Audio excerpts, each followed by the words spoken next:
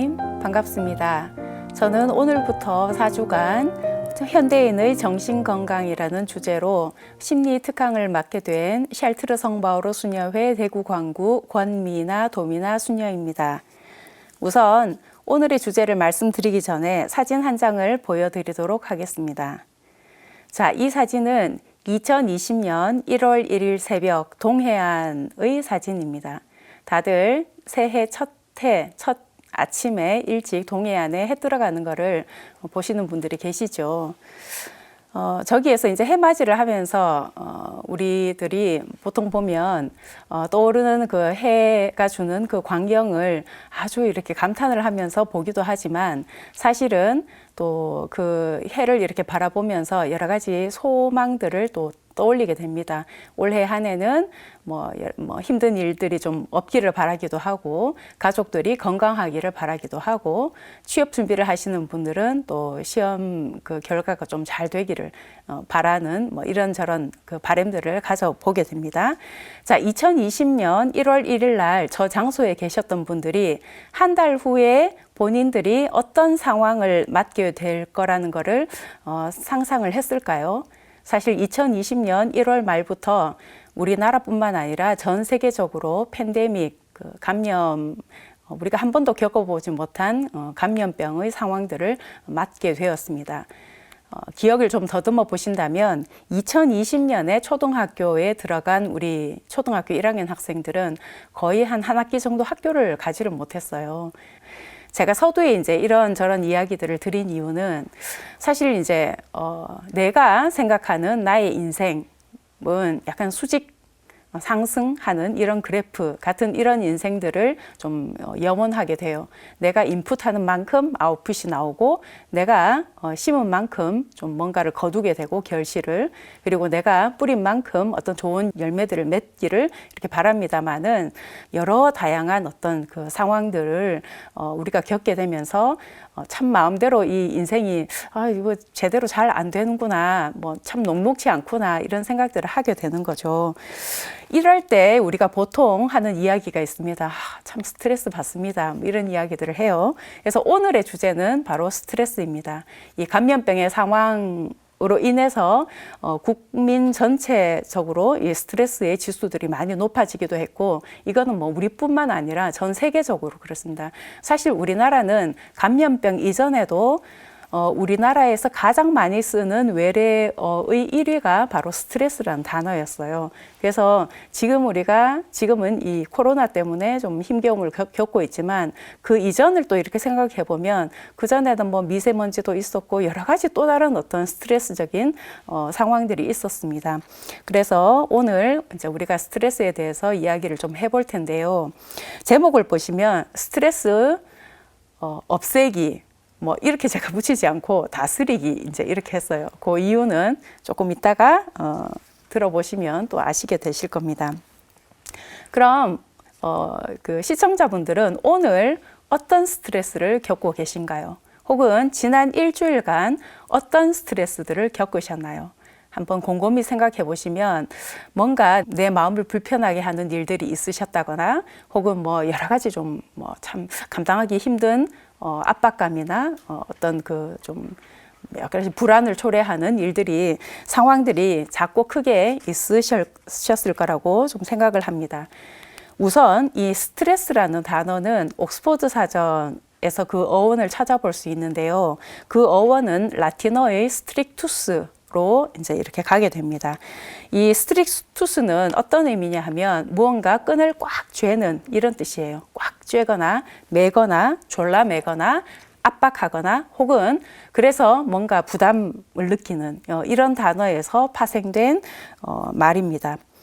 그래서 그리고 이제 제가 여기 이제 이미지를 끈이 이렇게 막 묶여 있는 이런 이미지를 여기 이제 이렇게 좀 넣어 놨는데요.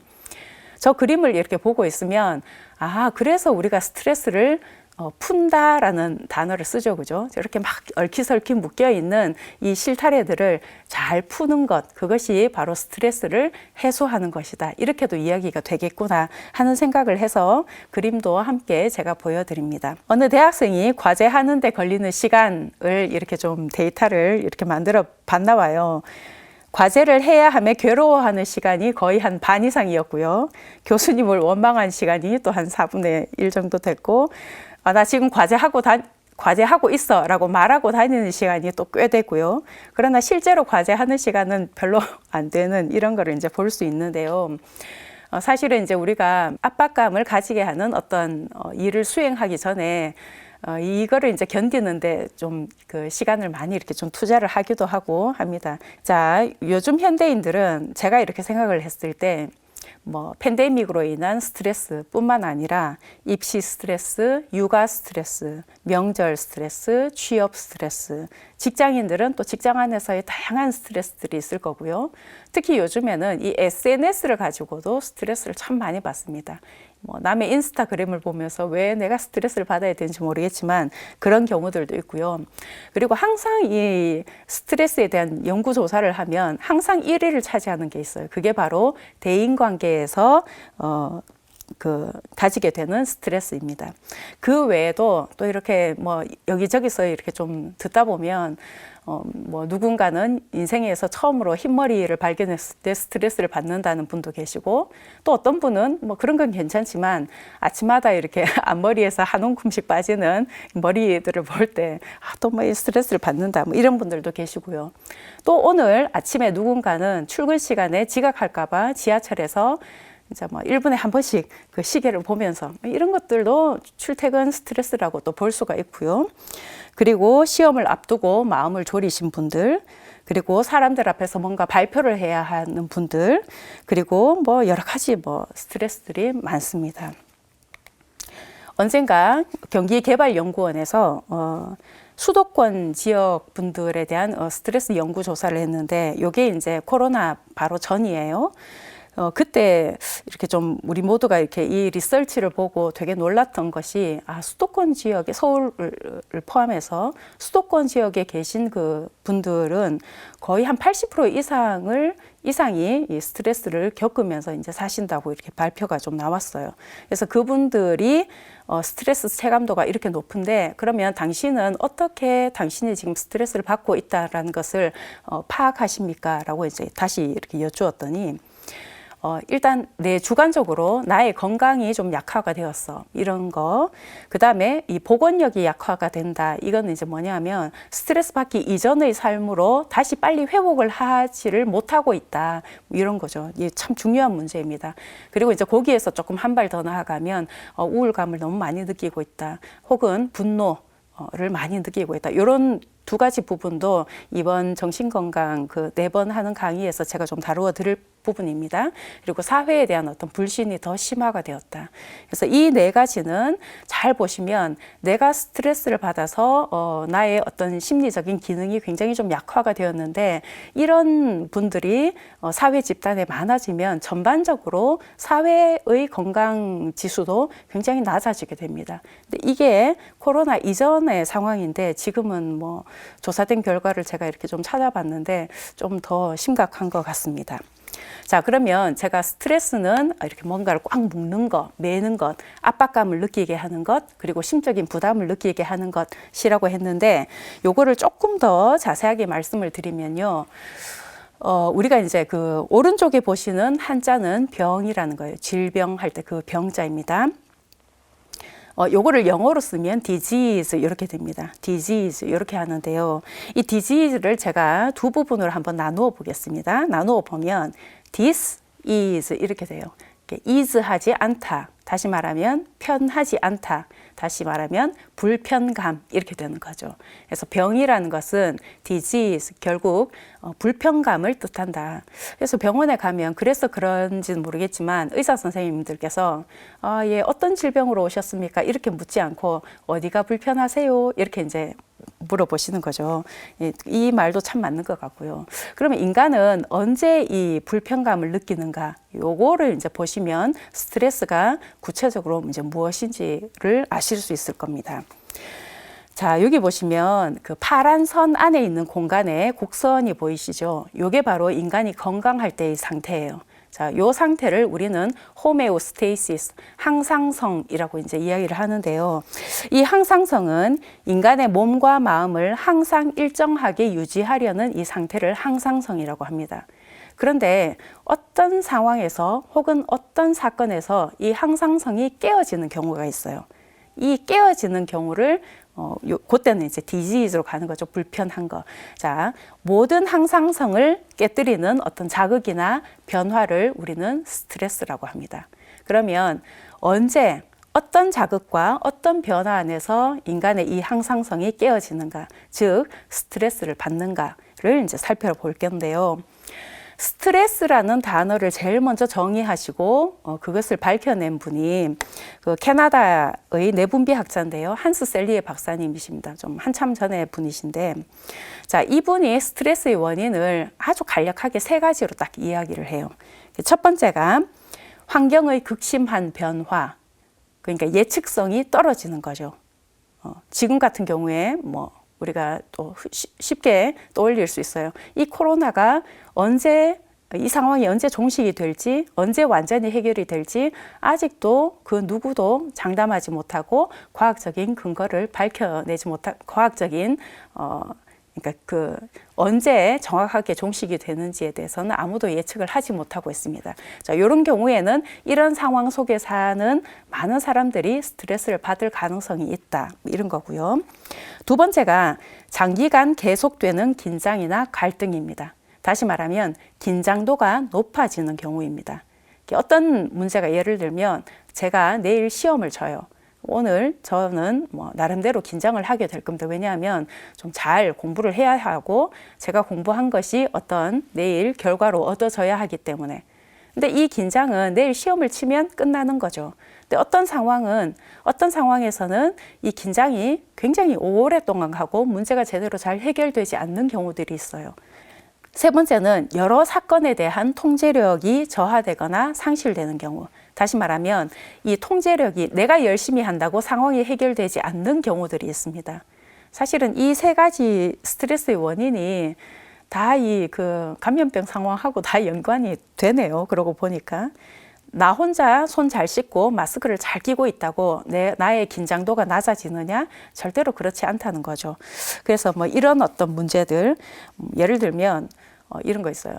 대인관계 안에서 스트레스를 많이 겪는다. 현대인들이 이렇게 이제 말씀을 드렸는데 이거 역시 나도 사랑받고 싶고 인정받고 싶고 이해받고 싶지만 그 사랑을 나에게 해주고 인정을 해주고 이해해주는 그 통제권의 소재는 남의 손에 있기 때문에 내가 아무리 노력하더라도 어떨 때는 나의 노력과 상관없이 상처로 되돌려져 오기도 하고 그래서 또 스트레스를 받기도 하고 이렇게 되는 것입니다. 자, 그래서 이제 이런 세 가지의 어떤 원인들, 그러니까 예측성이 떨어지고 긴장도가 높아지고 통제권이 나에게 있지 않을 때, 통제권의 소재가 나에게 있지 않을 때 스트레스를 받기 때문에 이제 결과적으로 보면 인생에서 스트레스가 없을 수는 없구나. 우리의 인생이란 결국은 나는 내가 내일의 나의 삶을 잘 알지 못하고 어떤 변수가 또 끼어들 수 있는 상황이 우리의 인생이기 때문에 스트레스 없는 삶은 없구나라는 것을 이제 좀 알 수가 있습니다. 그래서 한스 셀리에 박사님도 스트레스가 없는 삶은 죽은 삶이다. 벌써 이제 이렇게 말씀을 하셨고, 그래서 이제 오늘의 우리 제목도 스트레스 없애기가 아니라 스트레스 다스리기. 결국 우리가 스트레스를 영원히 피할 수 없다면 이거를 어떻게 잘 다스릴 수 있는지에 대한 것을 아는 것이 훨씬 더 지혜롭겠죠. 자, 그러면 인간에게, 한 존재에게 완전히 스트레스적인 자극이 다 사라진다면 나는 어떤 상황을 맞이할까? 이제 요거를 또 한번 볼게요. 캐나다의 해브 박사가 이제 연구를 했어요. 굉장히 좀 유명한 실험을 하나 했는데요. 어느 날 신문에 이렇게 공고를 냈습니다. 임상심리 실험을 할 텐데 혹시 이 실험에 참여하고 싶으신 분들은 연락 주세요. 일당 있습니다. 이렇게 했어요. 근데 이 조건이 뭐냐 하면 아무것도 하지 않기. 이게 연구의 주제였어요. 자, 근데 아무것도 하지 않긴 않는데 어떤 조건을 가지고 아무것도 하지 말아야 되냐 하면 일단 눈에 특수한 고글을 써야 됩니다. 그러니까 아무것도 보이지 않기 위해서. 그다음에 귀에는 특수하게 제작된 그 헤드폰을 써야 돼요. 아무것도 들리지 않도록 하기 위해서. 손에는 장갑을 끼고 발에도 뭔가를 껴요. 이게 그 유명한 자극 박탈 실험입니다. 인간이 자꾸 자극 때문에 스트레스를 받는데 그러면 그 인간에게 완전히 자극을 다 없애보자. 그럼 어떻게 되는가? 정말 편하고 좋은가? 우리가 너무 좀 힘들고 피곤하고 이럴 때 아무것도 안 하고 쉬고 싶어 이러죠. 그거를 이제 실험을 해본 거예요. 정말로 인간에게 자극을 완전히 박탈을 하면 어떤 결과가 이제 나오는가? 처음에 이제 저 상태에서 모두 다 깊은 수면에 빠졌어요. 너무너무 피곤한 상태에서 다들 가셨겠죠. 근데 인간에게 자극을 완전히 박탈하고 나면 잠을 어느 정도 자고 나면 그 다음에 잠이 들지 않아요. 그러면 이제 그 다음 단계가 뭐냐 하면 생각이 이제 시작이 됩니다. 근데 인간에게 자극을 박탈을 했을 때의 생각은 우리 지금 이렇게 뭐 빛도 보고 뭔가를 만지기도 하고 뭔가를 듣기도 하는 이 상태에서의 생각과는 굉장히 다른 생각이 이제 진행이 돼요. 굉장히 많이 느슨해지고 그리고 체계가 없어지고 아주 이렇게 좀 와해된 이런 생각들이 이제 시작이 됩니다. 그래서 이것을 견디지 못하고 이제 몇몇 실험 참가자들이 이제 포기를 하게 되는 거고요. 그 다음 단계가 바로 그 환각 단계입니다. 그래서 막 이렇게 좀 환청이 들리고 환시가 보이고 뭐 이제 이렇게 되는 거죠. 그래서 사람들이 이제 뛰쳐나오는데 이 실험의 그 첫 번째 결과는 아무도 3일을 버티지 못했다. 예요. 굉장히 놀랍죠. 아무것도 하지 않기가 주제였는데 인간에게 아무것도 하지 않는 상태를 만들어줬더니 아무도 3일을 버티지 못했다. 두 번째 결과는 인간은 심심하면 죽는구나 이거를. 그래서 왜 우리 어린이들이 엄마 심심해 죽겠어, 그 말이 사실은 좀 뼈가 있는 말이에요. 인간은 심심하면 죽는구나. 그래서 살아있는 인간에게 자극이 없을 수 없고 인간은 자극을 추구하기 때문에 그 자극에 의해서 반드시 스트레스도 동반이 되는 삶을 스스로가 이렇게 추구를 하면서 살고 있구나. 이거를 이 해부 박사님이 연구 결과를 통해서 우리에게 이제 보여준 겁니다. 그래서 스트레스는, 그리고 또 생각을 해보면 제가 시험이라는 게 있기 때문에 좀 스트레스를 받지만 공부를 해서 지식이라는 것이 차곡차곡 쌓이고 또 인류의 이런 지식들이 쌓이다 보니까 이만큼 또 뭔가 발전을 하고 우리가 그런 또 발전된 문화들을 공유를 하고 이러지 않습니까? 그래서 스트레스라는 것은 인간에게 있어서 딱히 그렇게 부정적인 것만은 아니다. 근데 이제 뭐가 문제가 되냐 하면 도저히 견딜 수 없는 만큼의 그 강한 스트레스가 인간에게 타격을 가할 때, 혹은 먼지 쌓이는 것 같은 이런 잔잔한 스트레스들이 해결되지 않고 굉장히 오랜 기간 동안 계속될 때 인간에게는 여러 가지 어떤 마음의 병뿐만 아니라 신체의 병을 유발하게 되는 것이죠. 이게 이제 무서운 겁니다. 자, 스트레스의 강도를 보통 이제 메이저급 스트레스와 마이너급 스트레스로 나누는데요. 메이저급 스트레스는 이런 거예요. 예를 들면 뭐 전쟁을 겪었다든지 사별을 했다든지 큰 사고를 당해서 뭐 죽다가 살아났다든지 혹은 그런 큰 사고를 직접 내가 목격을 했다든지 그리고 내가 경제적인 파산을 해서 이제 뭐 어떻게 해야 할지는 모른다. 이런 스트레스들은 한 인간이 겪어내기 아주 힘든 스트레스예요. 그리고 이런 메이저급 스트레스 중에 가장 인간을 힘들게 하는 스트레스가 바로 가족을 잃었을 때의 스트레스라고 합니다. 자, 그래서 이런 스트레스들은 정말 이렇게 좀 주위에 많은 위로와 공감과 이 따뜻한 그런 어떤 그 위로와 이런 것들이 좀 필요한 스트레스이고요. 작은 일상 안에서의 스트레스는 예를 들면 뭐 직장인들에게는 월요병이 있을 수도 있고요. 또 우리 이제 고3이 된 친구들은 정말 그 올 한 해 수능을 준비하는 이 시간들, 이 노력들이 또 여러 가지 스트레스가 될 수가 있고요. 뭐 육아 스트레스 이런 것들이 다 작은 일상 안에서의 스트레스들입니다. 그러면 우리 인간에게 이런 메이저급 스트레스만 인간의 마음과 정신에 그리고 구체적인 어떤 건강에 큰 타격을 가하는 이런 스트레스인가? 그렇지 않다는 거예요. 이 작은 일상 안에서 벌어지는 여러 가지 작고 큰 마이너급 스트레스들도 이게 풀리지 않고 만성적으로 쌓이게 되면 굉장히 위험한 만병의 근원이 될 수가 있는 것입니다. 미국의 APA에서 얼마 전에 그 아티클이 다시 이제 이렇게 좀 그 재조명이 되었다고 이제 말씀을 드렸는데요. 그 내용이 이거예요. 오랜 기간 동안 이 스트레스 쌓인 그 만성적인 스트레스를 잘 조치를 하지 않으면 정말 얼마나 인체에 위험하게 되는가 하는 것들을 알려주었는데요. 예를 들어서 이제 우리가 인간이 이 어떤 그 외부로부터 불쾌한 어떤 자극을 이렇게 받게 되면 사실 이제 아드레날린이라는 것이 이렇게 좀 분비가 됩니다. 이 아드레날린은 인간이 위기 상황에서 잘 대응할 수 있도록 해주는 이런 그 우리 몸 안의 어떤 시스템입니다. 예를 들어서 산에서 맹수를 만났을 때 뭐 투쟁할 것인가 도피할 것인가. 자, 이게 굉장히 찰나적인 순간에 고도의 집중력 아래에서 내가 어떻게 할 것인가, 도망갈 것인가, 뭐 싸울 것인가, 주위에 협력을 구할 것인가 이런 것들을 이제 우리가 이제 결정을 하게 되는데요. 그래서 이 아드레날린은 분비가 되면 인간이 집중하게 되고 의사결정 능력, 문제 해결 능력, 그리고 수행 능력을 향상시킵니다. 문제는 이런 어떤 그 시스템들이 한 번으로 이제 이렇게 끝나지 않고 해결되지 않고 이제 계속 쌓이게 되면 정말 여러 가지 문제들을 일으킬 수가 있습니다.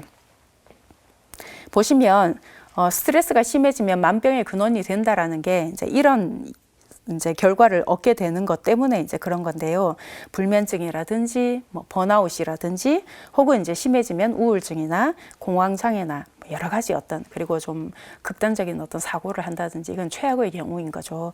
자, 그래서 이 스트레스를 잘 푸는 것 이것이 우리에게 있어서는 굉장히 좀 중요한 요소가 아닌가, 요건이 아닌가 하는 생각이 듭니다. 여러분들은 얼마나 스트레스를 겪고 계신지에 대해서 잠깐 한번 제가 질문을 드려볼게요. 우선 예측성이 내 삶 안에서 얼마나 떨어지는가를 알 수 있는 질문이 예상 밖의 일 때문에 최근에 속상한 적이 있으신가요? 혹은 언제 끝날지 모르는 상황 때문에 불안도가 높고 그리고 굉장히 피로한 느낌이 드시나요? 참, 이런 경우에는 또 뭐 스트레스를 받는다고 볼 수가 있고요. 그 다음에 장기간 계속되는 긴장이나 어떤 그 좌절 같은 경우에는 내가 하고자 하는 일이 뜻대로 잘 안 될 경우, 그리고 해야 할 일은 눈앞에 있는데 이게 막 감당이 안 되는 거예요. 너무 일이 커서. 그리고 어려운 일이 과도하게 누적되어서 내가 정말 이걸 극복할 수 없다라고 계속 느끼고 있다든지, 혹은 지금 하고 있는 일에 더 이상 보람을 느끼지 못하신다든지, 자, 이런 경우에 정말 좀 내가 지금 압박감을 받고 있구나, 이렇게 생각을 하실 수도 있고요. 그다음 마지막으로 통제력은 내가 어떤 내 문제를 처리하는 데 있어서 내 능력에 이제 도저히 확신이 없다, 자신이 없다, 혹은 내가 아무리 노력해도 이 상황을 벗어날 수가 없을 것 같다라는 생각이 들 때, 혹은 그 통제력이 남의 손에 주어져 있을 때, 통제의 소재가, 그리고 인생에서 중요한 일을 제어할 수 없다라고 느낄 때, 그리고 이제 이거는 사실 스트레스에 관련된 반응인데요. 요즘 내가 자주 화를 낸다, 일이 잘 안 풀려서. 그리고 요즘 뭐 직장 안에서의 어떤 관계의 문제나 친구와의 관계에서 갈등이 잦다 라고 할 때는 지금 내가 조금 이거 정말 풀어야 할 숙제가 있구나 라고 생각을 하시면 되겠습니다. 우리가 이제 이런저런 반갑지 않은 자극들을 이렇게 받았을 때 다들 처음에는 뭐 이렇게도 해보고 저렇게도 해보고 이 개선을 해보려고 이제 노력을 해요. 우리가 스트레스를 받았을 때 어떻게 풀려고 하는지에 대한 습관을 이렇게 한번 들여다볼 필요가 있는데요. 사실은 어떤 습관은 별로 이렇게 도움이 되지 않는 습관들이 좀 있습니다. 제일 우리가 이제 잘 하는 게 뭐 이렇게 술을 마신다든지, 아니면 뭐 음식을 많이 먹는다든지, 특히 막 이렇게 좀 매운 음식들을 많이 먹는다든지, 게임을 한다든지, 아니면 잠을 잔다든지, 약간 이제 잊어버리려고 하는 거죠. 그 상황을. 그런데 이제 이 뭐 술을 마신다든지 이렇게 하고 나서 나중에 이렇게 다시 이렇게 보면 그 매듭이 그대로 있는 경우도 있고 혹은 얽히설키 더 꽉 묶여져 있는 경우들도 있어요. 이럴 때는 더 큰 스트레스로 이제 나에게 다가오는 경우들이 있고, 이런 현실 부정적인 혹은 현실을 외면하는 이런 도피성의 스트레스를 푸는 방법들은 오히려 더 나를 취약하게 할 할 수가 있다. 이런 말씀을 드리겠습니다. 또 우리의 이제 인지 습관의 문제이기도 한데, 예를 들면 그 아주 작은 어떤 그 결론 몇 가지를 가지고 그 일반화시키는 과잉 일반화 오류라는 게 있어요. 예를 들면 시험에 한 2번 정도 떨어지신 분들이 나는 어차피 안 돼. 나는 실패할 게 뻔해. 이러면 이제 앞으로 쳐야 할 시험 앞에서 더 큰 스트레스들을 이렇게 겪게 되시겠죠. 자, 그 다음에 과장 혹은 축소라는 이런 그 인지 습관, 인지 오류도 있는데요. 이건 뭐냐면 큰 도화지, 하얀 도화지에 까만 점이 하나 있다라고 이제 우리가 가정을 해봤을 때 어떤 분들은 그 점을 보지 못하는 분도 계시고 어떤 분들은 이제 그 전체를 다 보시는 분들도 계시겠지만 어떤 분은 유독 그 까만 점에 매달려 가지고 왜 나에겐 이런 점이 있어 가지고 뭐 이러면서 이제 그거 하나를 가지고 이렇게 막 행복하지 못한 삶을 또 살고 계신 분들이 계세요. 자, 이런 분들 같은 경우에는 또 스트레스에 굉장히 취약할 수 있습니다. 그래서 다른 사람이 가지고 있는 그 단점보다 내 안에 있는 작은 단점을 유독 크게 본다든지 아니면 내 안에 있는 그 큰 장점들은 뭐 이거는 뭐 누구나 다 가지고 있는 건데 이렇게 그냥 간과해 버린다든지 이럴 경우에는 좀 마음이 심신이 조금 더 이런 어떤 그 강한 자극들이나 삶 안에서의 스트레스 안에서 스트레스를 받았을 때 약화될 가능성들이 있습니다. 자, 그 다음에 이제 우리가 스트레스를 받았을 때 정서적으로 어떻게 나는 대응하는가 하는 이 정서적인 습관도 좀 봐야 되는데요. 예를 들어서 꼭 참는 분들이 계세요. 그래서 저 사람은 뭐 이렇게 뭐 행복한가, 뭐 평화로워 보이기도 하고, 이렇게 이제 보이는 분들도 계신데, 이렇게 이제 대안 없이 그냥 이렇게 꾹 참는 것은 사실은 별로 도움이 되지 않는 방법이기도 하고, 혹은 나에게 신체화 장애 같은 것들을 좀 불러올 수 있습니다. 너무 이런 안에서 해결되지 않는 어떤 상황들이나 사건들이나 감정들을 참다 보면 이게 결국은 내 몸 안에서 이렇게 좀 터지게 되어 있어요. 두통이나 편통이 심해진다든지 아니면 소화가 잘 안 된다든지 아니면 뭐 여러 가지 어떤 그 불면증이라든지 이런 어떤 그 신체화 장애들을 동반할 수 있기 때문에 사실은 좀 참는 것보다는 잘 지혜롭게 푸는 것이 중요하고요. 스트레스를 받았을 때 그거를 화로 푸시는 분들이 계세요. 사실은 이런 습관은 조금 그다지 이렇게 좀 건강하지 않은 습관이기도 하고 오히려 정말 더 큰 스트레스들을 가지고 올 확률이 있습니다. 왜냐하면 화를 내는 사람 옆에는 다른 사람들이 잘 가지 않아요. 그래서 내가 일로 인해서 어떤 스트레스를 받았는데 그거를 누군가에게 화로 풀면 관계마저도 이제는 안 되게 되는 거죠. 그래서 자, 우리가 이제 좀 지혜롭게 풀 필요가 있는데요. 요즘 사람들은 뭐로 이렇게 스트레스를 푸는지, 특히 이 화와 관련되는 스트레스를 푸는 방법 중에서 이렇게 좀 누군가에게 무차별적으로 폭력을 가하는 이런 또 푸는 방법을 쓰시는 분들이 계셔서 좀 안타까운데요. 이게 바로 악성 댓글이라는 겁니다. 이런 악성 댓글의 불쾌감에 노출이 되신 분들이 꽤 아마 계실 것 같은데요. 언젠가 그 우리 사회에 이런 악성 댓글로 인해서 불쾌감을 느끼신 분들이 계신가를 이렇게 조사를 했더니 84% 정도의 분들이 이제 예라고 하셨어요. 굉장히 좀 높은 수치인 거죠. 근데 이제 그 악플을 다 하시는 분들에게 왜 악플을 다 하십니까? 악플의 작성 이유를 이제 물었더니 뭐 이런저런 거인데 3위가 뭐냐 하면 이거 악플 달고 나면 스트레스가 해소된다. 이런 거를 쓰신 그런 용도로 또 악플을 다시더라고요. 이게 참 근데 이게 이제 순위로 보면 3위인데 2위가 시기 질투인데 요 연구 결과에 의하면 1%밖에 차이가 없습니다. 그래서 굉장히 많은 분들이 스트레스 해소를 하려고 악플을 단다. 혹은 악플을 달고 나니까 스트레스가 좀 풀린다.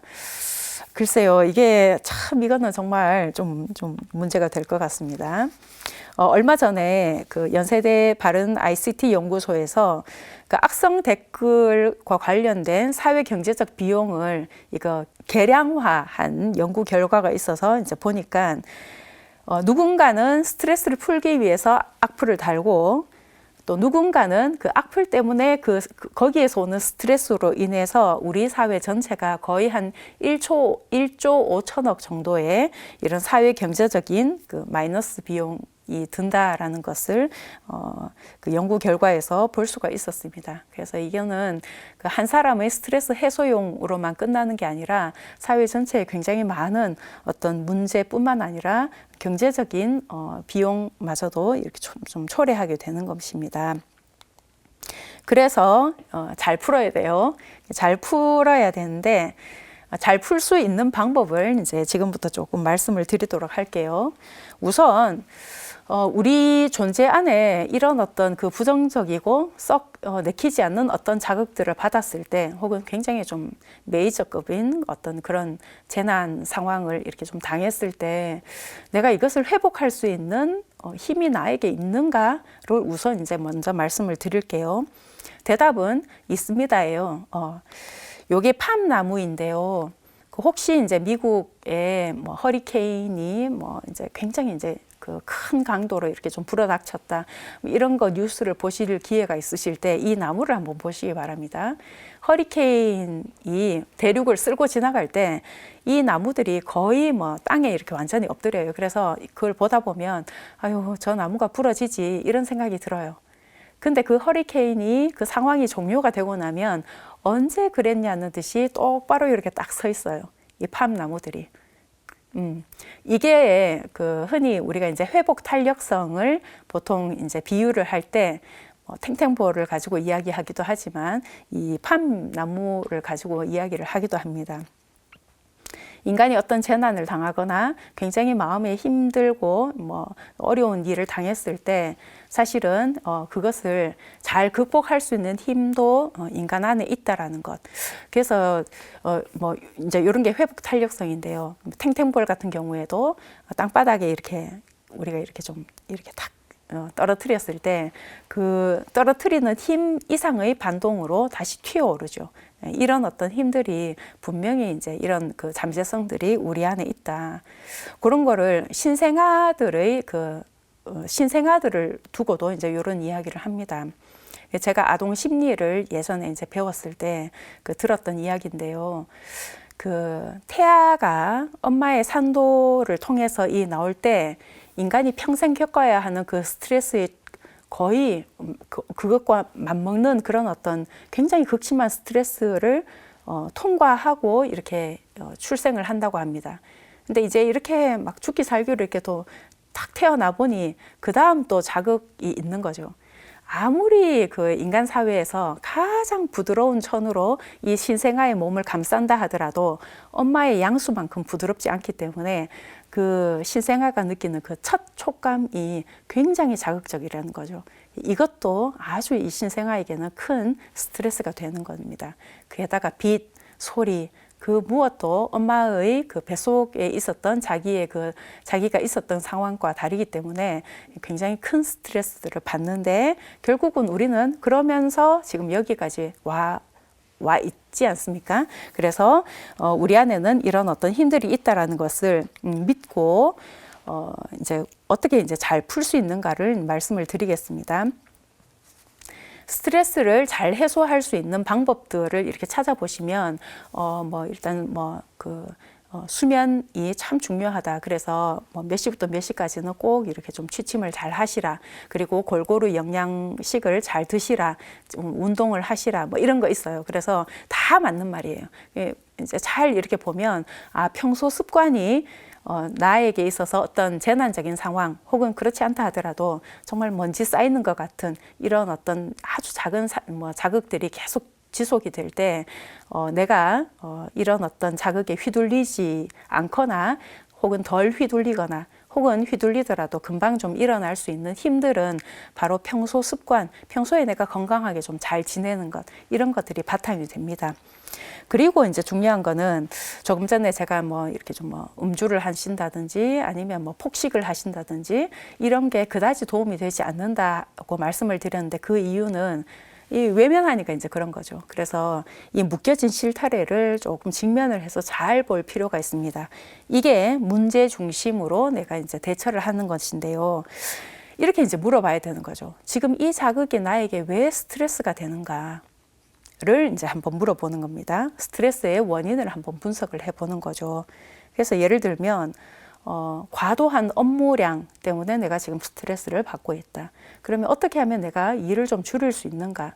누구와 좀 이야기를 좀 이야기를 해서 내 일을 줄일 수 있는가? 혹은 내가 일하는 방식이 너무 완벽을 기하려고 하다 보니 나 스스로가 나에게 부정적인 어떤 자극을 계속 가하는가? 그러면 이제 조금 이렇게 릴렉스하게 이제 일을 하실 수도 있는 것입니다. 그리고 또 이제 요즘 보면 SNS 스트레스 이런 게 이제 굉장히 많아요. 남이 이렇게 올려놓은 사진이나 뭐 글을 보면서 괜히 이렇게 좀 스트레스를 받는 경우들이 있는 거죠. 자, 이럴 때는 이것이 왜 나에게 스트레스가 되는가를 한번 물어볼 필요가 있습니다. 자, 어떤 분들이 이런 자극에 좀 약하시냐 하면 예를 들어서 좀 열등감이 많다. 자, 열등감이라고 하면 내가 남보다 못하다라는 생각을 지속적으로 가지는 것. 이것이 이제 열등감이죠. 그분이 뭐 좋은 직장을 가졌든 연봉이 많든 어디에 살든 간에 그것과 상관없이 그냥 자꾸 내 안에서는 내가 남보다 못한 것 같은 이런 생각들이 들 경우에는 타인의 작은 사인에도 굉장히 예민해지게 됩니다. 그래서 뭐 별거 없는 어떤 상황에서도 뭐 본인은 굉장히 좀 이렇게 그 부정적인 자극을 받을 수가 있는 거죠. 그리고 지나치게 타인을 의식하는 경우에 막 이제 인정받고 싶고 이해받고 싶고 사랑받고 싶은 욕구가 많은 분들은 다른 사람의 눈빛 하나 뭐 아니면 뭐 약간의 어떤 제스처 하나에도 굉장히 많은 어떤 뭐 불행감이라든지 이런 것들을 좀 가질 수가 있어요. 그래서 내가 내 안에 어떤 그 약함이 있는가를 또 한번 보실 필요가 있고요. 자, 이렇게 해서 이제 좀 그 매듭을 좀 풀 필요가 있습니다. 두 번째는 감사 메모를 한번 적어 보시라고 이제 저는 추천을 드리고 싶은데요. 우리가 뭐 감사일기 쓰기 이런 것도 있어요. 근데 이제 일기를 쓰기 이래 되면 뭐 밤에 시간을 내어서 뭔가를 뭐 주어부터 시작해서 써야 할 것 같고 이래서 좀 또 그것도 또 스트레스 아닌 스트레스를 받게 됩니다. 그래서 작은 수첩 같은 거를 이렇게 좀 가지고 다니면서 방금 나에게 어떤 감사로운 일이 있을 때 그거를 한번 이렇게 적어 보는 것. 이런 거를 제가 좀 추천을 드립니다. 이유는 오늘 하루 중에 나에게 감사로웠던 일이 한 10가지가 있고 그 다음에 그냥 중립적인 일이 뭐 한 또 6가지가 있고 그리고 나를 불편하게 했던 일이 한두 가지가 있으면 인간은 어디에 꽂혀 있냐 하면 온통 신경과 정서가 이 불편했던 이 기억, 이 자극에 이렇게 꽂혀서 이 불행감을 가지고 또 이렇게 좀 살게 되는 겁니다. 그래서 돌아보면 사실은 참 감사로울 일들이 많아요. 제가 오늘 대구에서 서울까지 이렇게 이제 이 방송을 위해서 왔는데 제가 뭐 이렇게 참 잘 왔어요. 뭐 이런 것도 감사로운 일이죠. 사실은 이 뭐 여러 가지 기상 상황 때문에 기차가 조금 연착이 되긴 했지만 그래도 안정되게 제가 여기를 도착할 수 있었습니다. 감사로운 일이에요. 그리고 뭐 주변에 한번 이렇게 돌아보세요. 오늘도 우리 주위에서는 나를 위해서 일하고 있는 공공 업무를 하고 계신 분들도 많고요. 또 내가 누군가를 위해서 또 이런저런 일들도 하게 됩니다. 이렇게 할 수 있는 활력, 에너지를 내가 지금 가지고 있어요. 이런 것도 감사로운 일이 되는 거죠. 어쩌면 우리가 불행한 것은 내가 가지고 있는 것을 보는 것보다 나에게 없는 것, 그리고 남이 가지고 있는 것을 자꾸 돌아봐서 스트레스를 받고 이러지 않는가. 그것도 볼 필요가 있습니다. 법정 스님이 일찍이 무소유에서 이런 말씀을 하셨습니다. 우리는 필요에 의해서 물건을 갖지만 때로는 그 물건 때문에 마음이 쓰이게 된다. 따라서 무언가를 갖는다는 것은 다른 한편 무언가에 얽매이는 것이다. 그러므로 많이 갖고 있다는 것은 그만큼 많이 얽혀 있다는 뜻이다. 이렇게 말씀을 하셨습니다. 그래서 내 행복이 좀 별로 좀 사라지고 있다면 내가 뭔가에 지금 많이 집착하고 있나? 뭐 꼭히 물건뿐만 아니라 인간관계라든지 뭐 여러 가지 내가 좀 이렇게 막 소유하려는 이런 마음 때문에 내가 지금 덜 편한가? 내가 이렇게 지금 불편한가? 볼 필요가 있고요. 교황님께서도 비슷한 말씀을 일찍이 많이 하셨습니다.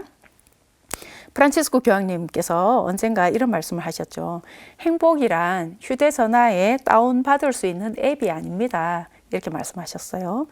바로 여러분이 진정한 보물이다 라는 이런 사실을 놔두고 많은 것을 소유해야만 인생이 행복해진다고 말하는 사람들, 그 사람들의 말 믿어서는 안 됩니다. 이렇게 말씀을 하셨습니다. 그래서 저는 나에게 지금 뭐가 부족하고 내가 지금 뭔가를 통제하고 싶은데 이게 왜 제대로 안 되는지에 좀 마음을 쓰기보다는 지금 내가 가지고 있는 것 혹은 지금 내 주위에 있는 것 그리고 나를 이렇게 살 수 있도록 하는 많은 사실은 자연도 우리에게 얼마나 많은 좋은 것들을 지금 기여를 하고 있지 않습니까? 덕분에 모든 생명체가 지금 이렇게 살아가고 있고요. 그래서 우리가 이런 것들에 대한 어떤 감사 노트를, 감사 메모를 한번 이렇게 적어보는 것. 한 줄 이렇게 적으시면 될 것 같아요. 문장 완성 안 하셔도 되고요. 뭔가를 잘하려고 하면 또 그것이 압박감을 가지게 하는 자극이 될 수 있으니까 그냥 뭐에 감사. 이거 감사롭네. 이렇게 쓰시면 되겠습니다. 또 다르게 이제 추천을 할 거는 제가 지금 그 문제의 그 현실에 한번 이렇게 직면을 해 보시라. 그다음 두 번째, 내가 지금 이렇게 살아가는 데 있어서 감사로운 어떤 부분들도 한번 확인해 보시라고 말씀을 드렸고요. 세 번째는 뭐냐 하면 시선을 나 밖으로 한번 돌려보는 거죠. 그걸 이제 남을 보라는 게 아니라 좀 더 선한 것, 거룩한 것에 한번 이렇게 좀 눈을 돌려보는 것. 이게 의외로 스트레스를 해소하는 데 굉장한 도움이 됩니다. 그러니까 부정적인 자극을 없애려고 노력을 하다 보면 더 큰 스트레스가 오게 되는데요. 오히려 그거는 그대로 두고 다른 일들을 하면서 문제가 해결이 되는 경우가 있습니다. 자, 그래서 좋은 마음으로 좋은 일 하기. 라고 이제 제가 제목을 붙여봤는데요. 예를 들면 저희 수녀님들이 뭐 저를 포함해서 저희 수도회에서 일주일에 한 번씩 직접 밥을 하고 반찬을 하고 도시락을 싸서 노숙자분들에게 이 도시락을 갖다 드려요. 식사를 안 하신 분들 이리 오세요. 저희가 식사를 드리겠습니다. 이렇게 안 하고 직접 저희가 그분들을 이제 만나 뵈러 갑니다. 그래서 뭐 더운 여름철 밤에도 그리고 추운 겨울에도 매주 한 번씩 꼭꼭 왜냐하면 이제 그분들이 저희들을 또 기다리고 그 따뜻한 밥 한 끼를 기다리고 있기 때문에 저희들이 이제 뭐 진짜 눈이 오나 비가 오나 이렇게 이제 나가게 됩니다. 근데 이게 결론은 저희가 스트레스를 풀려고 이렇게 좋은 일을 하는 건 아니지만 갔다 오고 나면 뭔가 이렇게 좀 좋아져요. 기분도 좋아지고 뭔가 이렇게 좀 삶의 탄력도 받고 이러고 게다가 어떤 경우에는 내 안에 있던 어떤 문제가 해결이 되는 경우도 있어요. 사실 이 문제와 제가 한 그 노숙자 식사 봉사는 굉장히 다른 일임에도 불구하고 거기를 잠깐 갔다 오고 나면 내 안에 있던 어떤 문제가 갑자기 이렇게 좀 해결이 되는 경우들이 있습니다. 그래서 우리가 나 자신의 어떤 좀 어두운 부분이나 뭐 부족한 부분이나 못마땅한 그 부분만 바라볼 게 아니라 약간 좀 다른 일을 하고 오면은 이렇게 되는 경우들이 있습니다. 수도자니까 그러지 않나요라고 이제 얘기하시는 분들이 혹시 계실까봐 또 다른 예를 이제 제가 말씀드리면 제가 아는 대학생이 몇 년 전에 소록도 봉사활동을 이제 다녀왔습니다. 3박 4일 그것도 한여름에 이제 다녀왔는데 이 친구가 이제 한 일은 거기 가서 그 환우분들 이제 거의 대부분 할머니 할아버지들인데요. 만나드리고 방 닦아드리고 말벗 대어드리고 뭐 이렇게 안마도 해드리고 또 식사 준비해서 식사도 갖다 드리고 이 일을 3박 4일 동안 한 거예요. 사실은 우리가 집 떠나면 고생이에요. 근데 이제 한여름에 그것도 습도도 굉장히 높고 불쾌지수도 높은 그 여름에 이제 이 친구가 집을 떠나서 그 봉사활동을 하고 와서 글을 적었는데 제가 그 글을 받아서 이렇게 읽다가 굉장히 저도 이렇게 동감하는 그 부분이 있었어요. 그리고 사실은 참 그 친구에 대해서 참 깜짝 놀랐는데, 요게 이제 그 친구가 쓴 글의 한 부분입니다. 우리를 바라보시던 그 어르신들, 환우분들이죠. 어르신들의 온화한 미소가 마치 다양한 모습의 하느님이 저를 바라보고 미소 지으시는 것 같았습니다. 사실 이 친구는 그때 막 세례를 받았는지 아직 세례를 준비하고 있는 단계인지 하여튼 그랬어요. 근데도 이런 어떤 하느님을 체험을 했고요. 그 다음에 이제 더 중요한 건 그 밑입니다. 소록도 소소함을 통해 감사로운 인생을 살아갈 수 있음을 저에게 가르쳐 준 섬입니다. 그러니 그 이 여름에 귀하게 큰 우리 그 요즘 젊은이죠. 쉽게 말하면 요즘 젊은이가 소록도를 다녀왔는데 이 감사로운 삶을 거기에서 이제 그 체험을 통해서 알게 된 거죠. 그래서 이렇게 우리가 좀 좋은 일을 하는 것, 착한 일을 하는 것, 선행을 하는 것은 진짜 이게 초점이 자기 자신으로부터 더 큰 공간으로 전환이 되는구나. 그래서 내 안에 있던 어떤 문제들도 때로는 의도치 않게 사실 저절로 이 매듭들이 풀리는 경우들이 있구나 하는 것들을 이 친구를 통해서, 그리고 여러 어떤 그 제 주변에 있는 사람들과 저의 그 삶의 어떤 경험들을 통해서 제가 알 수가 있었습니다. 그래서 보시면 이게 이제 연구 결과인데요. 선행을 하면 신체 건강에도 도움이 되고요. 그러니까 내가 어떤 좋은 일을 하게 되면 나의 어떤 면역 체계도 굉장히 면역력도 상승이 되고 아주 내가 건강하게 됩니다. 뿐만 아니라 오늘 이제 관통하고 있는 게 불편감과 관련되는 이야기였는데요. 사실은 이런 정신 건강에도 이로운 게 바로 선행입니다. 그래서 그동안 나를 힘들게 했던 문제들, 걱정들 이런 것들로부터 감정적으로 해방이나 자유를 경험하는 것도 바로 좋은 일을 통해서입니다. 자존감도 향상이 되고요. 그래서 나는 좀 남을 많이 보고 산다. 나는 왜 이렇게 좀 열등감이 있나? 자존감이 낮나? 하실 경우 자존감을 높이기 위해서 책을 이렇게 그런 책들이 좀 많아요, 요즘. 그런 것들을 하셔도 되는데 좀 좋은 일을 하시면은 자존감이 많이 높아집니다. 자, 그래서 우리가 좋은 사람이 되어야 좋은 일을 하는 게 아니라 좋은 일을 함으로써 좋은 사람이 된다라는 말도 있듯이 이런 것들도 한번 실행을 해 보시기 바랍니다. 마지막으로 제가 드리는 말씀은 영적인 처방이에요. 우리가 이제 처음에 그 스트레스의 원인에 대한 이야기를 하면서 그 한스 셀리에 박사님이 세 가지 조건 얘기했습니다. 스트레스 받는 그 원인, 예측성이 떨어지고 긴장감이 높아진다라고, 그리고 통제력 얘기도 했는데요. 사실 우리 인생이라는 게 우리는 사실 한 치 앞도 예견할 수 없는 이런 예측성이 굉장히 떨어지는 상태에서 이제 사는 거죠. 그렇기 때문에 나의 이 길이, 오늘 나의 이 길이 순탄할지 혹은 이 길 안에서 어떤 상황을 또 겪게 될지는 사실 이제 우리가 걸어봐야 좀 아는 건데, 그런 예측성이 떨어지는 상황에서 모두가 스트레스를 받나 하면 사실은 또 그런 건 아니죠. 구약이나 신약이나 우리 성경에 보면 예를 들어서 성모님 같은 경우에 가브리엘 천사가 나타나서 성모님에게 어떤 메시지를 전달하죠. 당시의 처녀로서는 수긍하고 수락하기가 아주 어려운 어떤 제안이었어요. 그런데 큰 어떤 신앙으로 피앗, 방금 하신 말씀이 저에게 이루어지길 바랍니다 라고 수긍을 했습니다. 그럼 내가 하느님을 위해서 이만큼 큰 거를 받아들였으니 give and take, 당신도 하느님도 그러면 내 삶을 이렇게 이제 아무 무탈하도록 이렇게 좀 이끌어 달라. 이런 시나리오가 좀 이렇게 성경에 나오면 보는 사람들이, 읽는 사람들이 글쎄 어떨까 모르겠습니다만은 성모님의 인생을 우리는 잘 알지 않습니까? 그렇게 이제 그 잉태를 하고 예수 그리스도를 낳았더니, 근데 마침 또 그 낳을 때는 또 여관이 없었어요. 그리고 조금 있다가 또 이집트로 또 쫓겨서 피난도 갔어요. 등등등 이런 경우들이 있습니다. 구약에서도 보면 아브라함을 한번 생각을 해보시면, 아브라함이 그 잘 살던 자기 그 고향을 이렇게 떠나는 순간부터 아주 그 정말 그 예측성이 완전히 그 바닥 상태였던 거죠. 거기에 대해서 히브리서에 이런 말이 있습니다. 믿음으로써 아브라함은 장차 상속 재산으로 받을 곳을 향하여 떠나라는 부르심을 받고 그대로 순종하였습니다. 그는 어디로 가는지도 모르고 떠난 것입니다.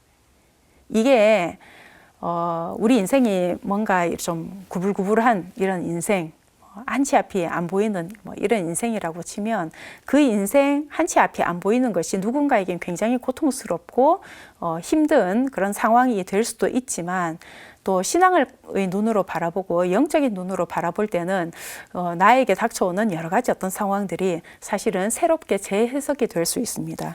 그래서 안셀름 그린 신부님도 믿음이라는 책에서 믿는다는 것을 이렇게 정의를 하십니다. 믿는다는 것은 우리가 어디에 정착할지 모르는 상태에서 낡은 천막을 거두는 것이다. 그 영성 안에서 영적인 눈을 좀 키운다면 성령에 의해서 나에게 닥쳐오는 여러 가지 어떤 상황들에 대해서 재해석을 할 수 있고, 그러다 보면 같은 일을 당하더라도 우리가 좀 다른 마음으로 이것을 매듭을 잘 풀 수 있을 거라는 생각이 듭니다.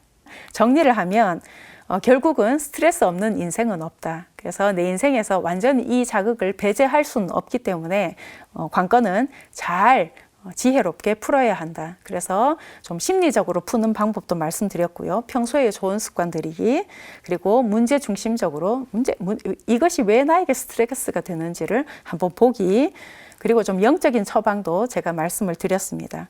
좋은 일을 한번 해 보십시오. 그러면 문제가 좀 해결이 되는 경우들이 있습니다.